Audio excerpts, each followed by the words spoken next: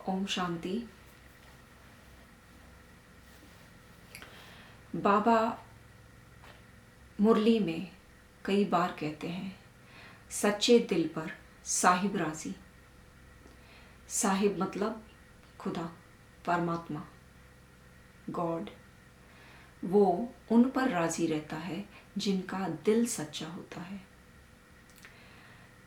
कौन सा दिल सच्चा होता है? सच्चा दिल वो होता है जो दिल सच के साथ रहे।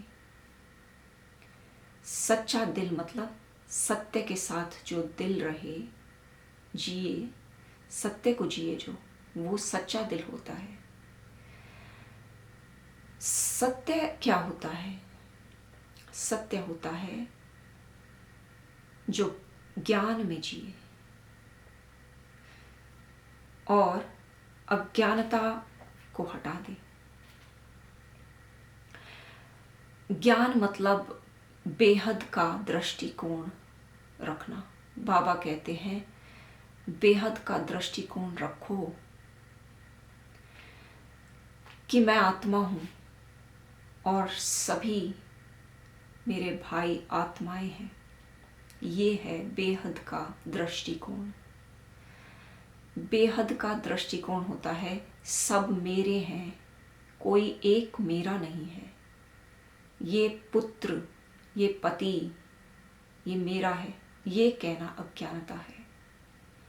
ज्ञान है कि पूरी सृष्टि, पूरी धरती, सभी आत्माएं हैं और उनको आत्मा ही देखना और आत्मा कहकर मेरा भाई है, ऐसा भाव रखना होता है बेहद का दृष्टिकोण। तो परमात्मा कहते हैं, सच्चे दिल पर साहिब राजी, मतलब जो ऐसी दृष्टि रखता है वही सच्चा दिल होता है और ऐसे दिल पर बाबा राजी रहते हैं और ऐसे बच्चों को ही उसका प्रेम मिलता है। प्रेम तो ऐसा है कि वो सबसे करता है, क्योंकि हम सभी आत्माएं उसके बच्चे हैं। लेकिन हम अपनी दृष्टिकोण जब बदलते हैं, अपनी मैल जब हटाते हैं, अपना दृष्टिकोण बेहद का रखने लगते हैं, तो हम बाबा से जुड़ने में सक्षम हो जाते हैं। हमारी योग उससे अधिक लगता है और जिसका योग परमात्मा से सहज लग जाता है, दिन भर रहता है, तो वो उसका प्रेम ज़्यादा पा सकता है। हो फिदा परवाने तू, महफिल में आए शिव क्षमा।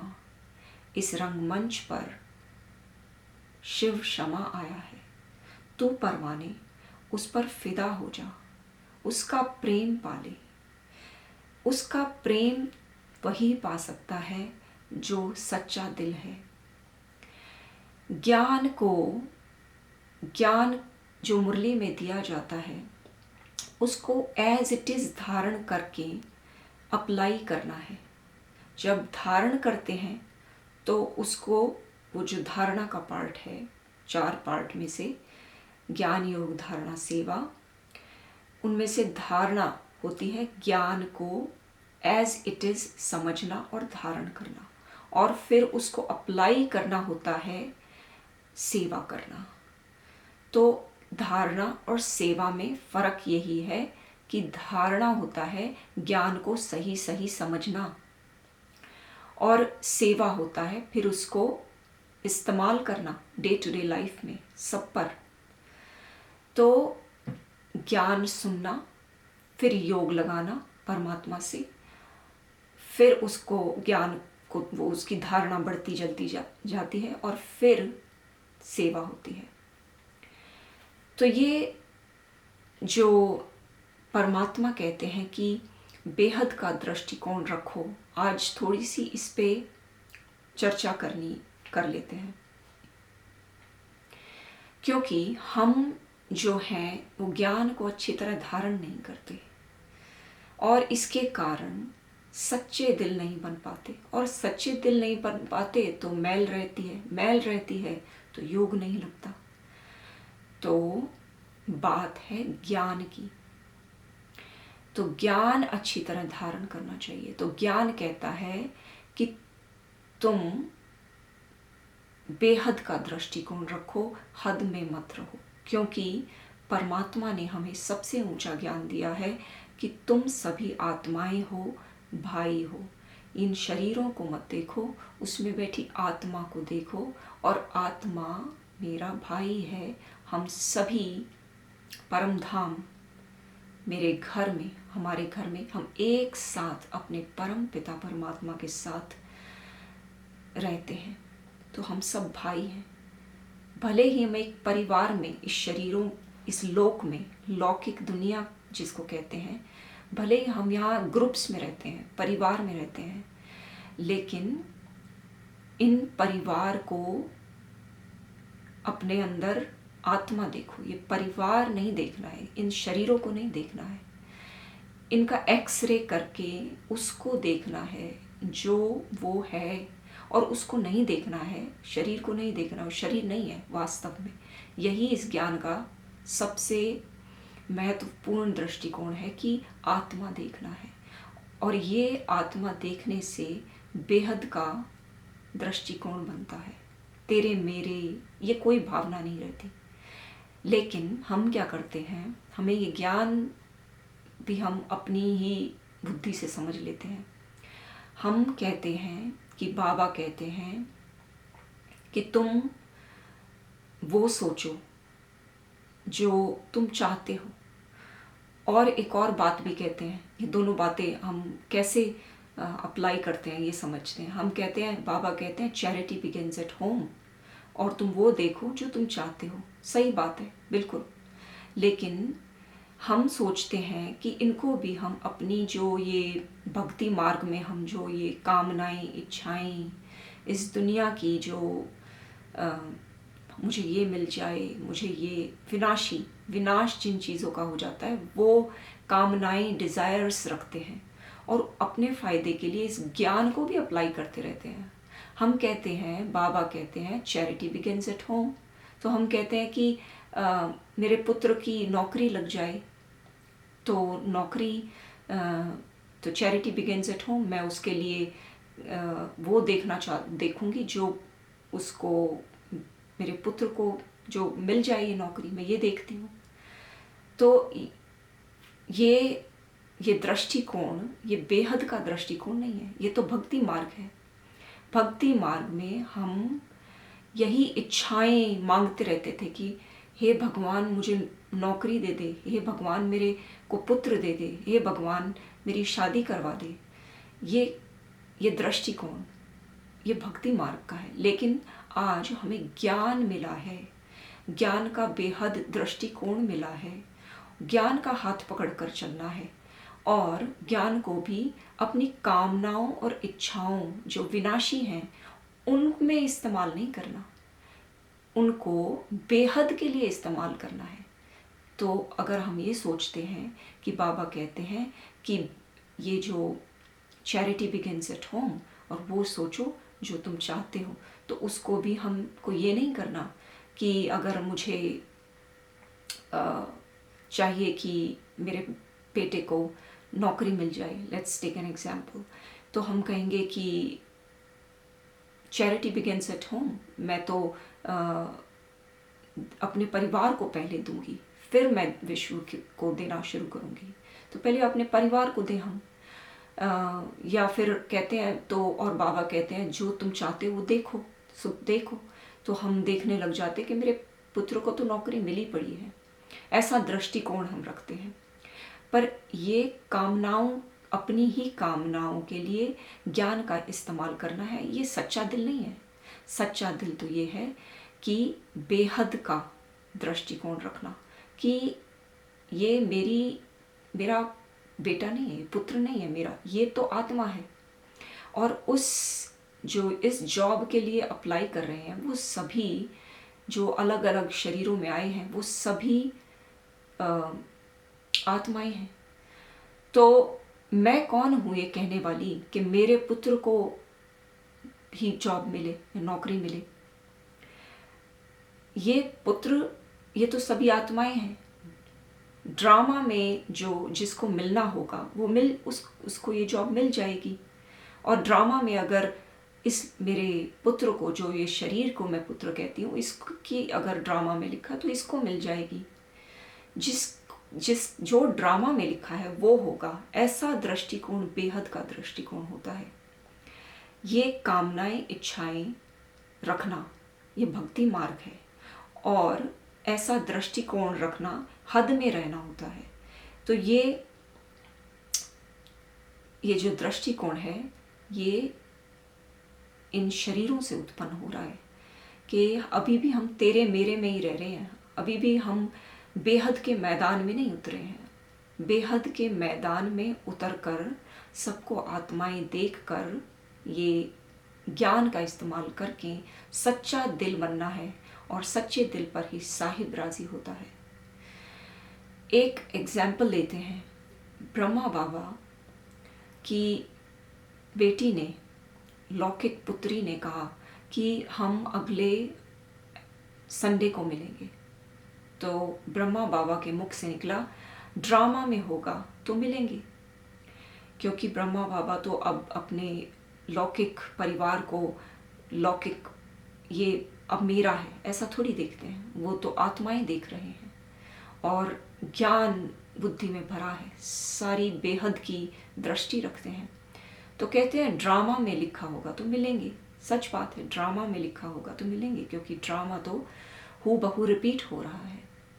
लेकिन पुत्री जो है वो अभी हद के दृष्टिकोण में रहती है, तो वो नाराज़ हो जाती है पिता के ऐसे बोलने से कि पापा, मेरे पिता मुझसे मिलना नहीं चाहते क्या।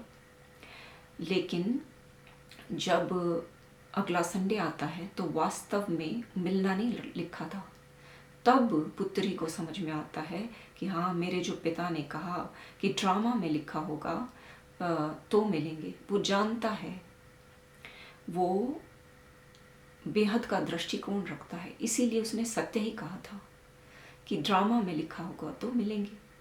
तो ऐसा दृष्टिकोण छोटी छोटी कर्मों में भी इस दृष्टिकोण को रखना है। लेकिन हम तो अभी भी तेरे मेरे में ही फंसे हुए हैं, कामनाओं में फंसे हुए हैं, इन इच्छाओं में फंसे हुए हैं कि मेरी शादी होगी तो मैं सुखी हो जाऊंगा,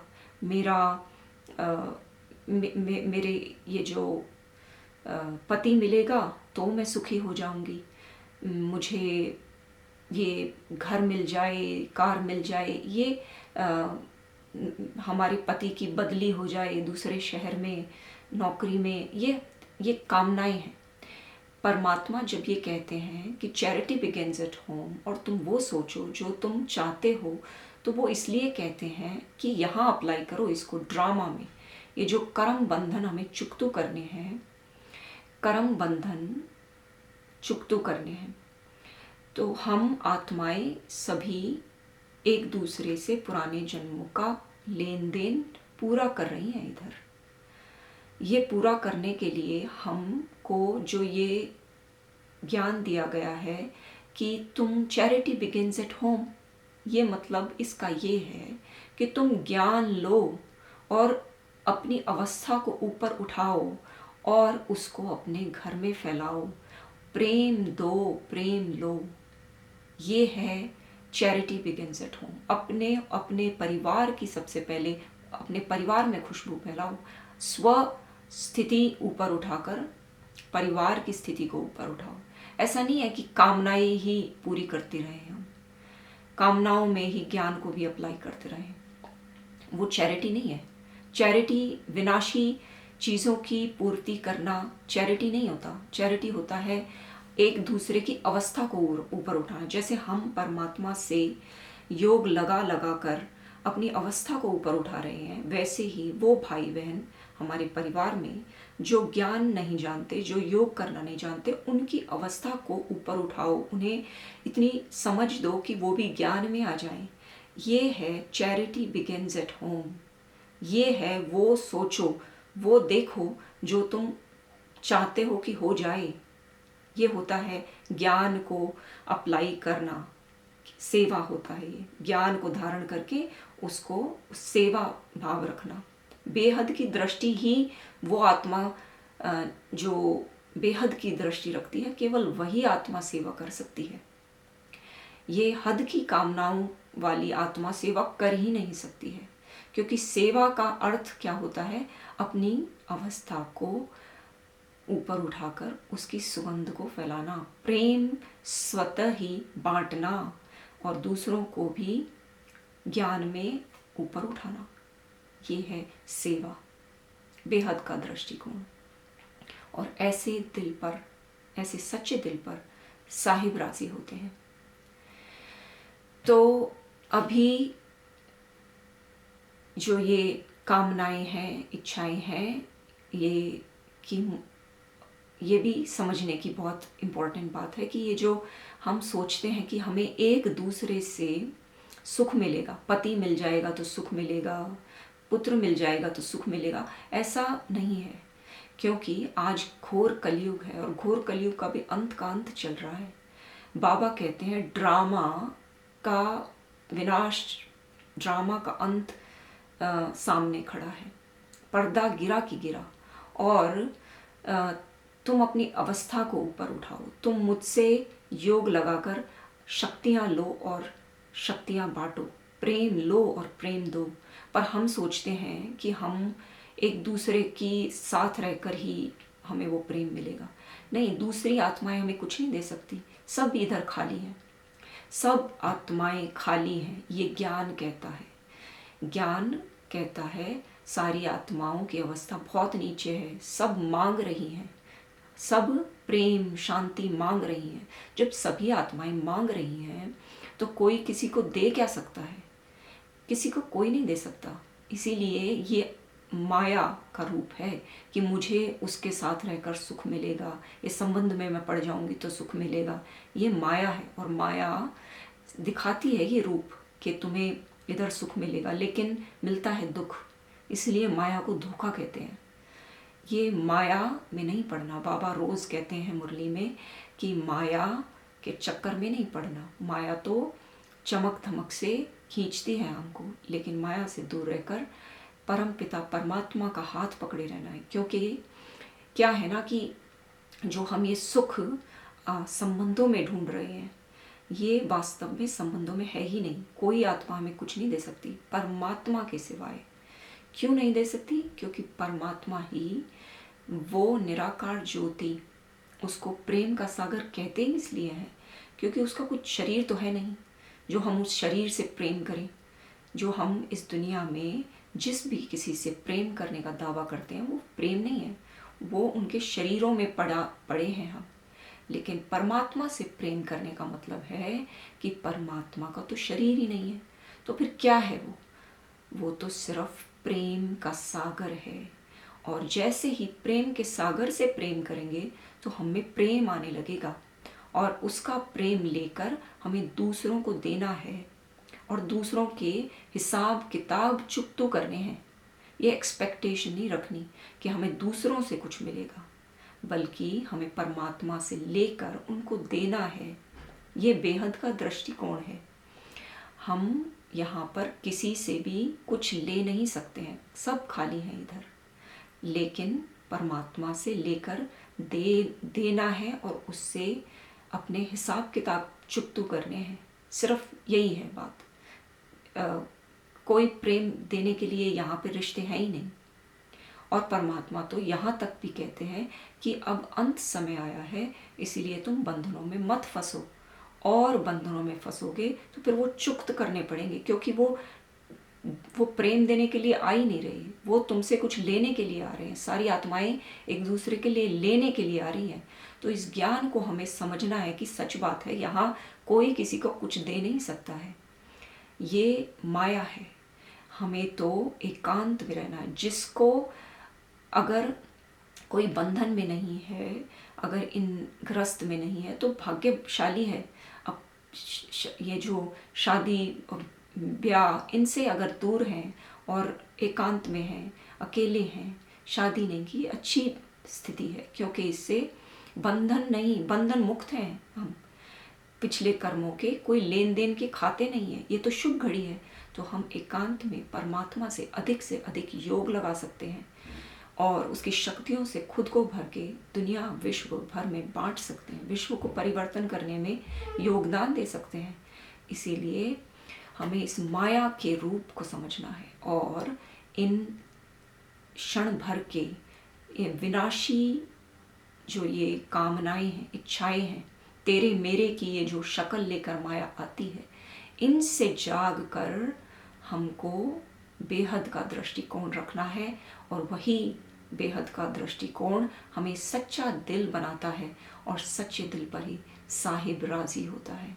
तो अगर हमें ज्ञान में ऊपर उठना है, सेवा करनी है, सेवा भाव, परमात्मा मुझे प्रेम करे, ऐसा बनना है, तो बेहद का दृष्टिकोण रखना है।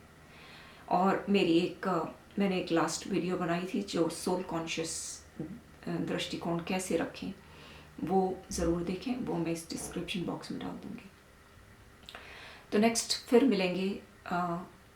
कोई प्रश्न है तो ज़रूर करें, मैं वीडियो बनाऊँगी और हम सब और ज्ञान डिस्कस करेंगे। ओम शांति।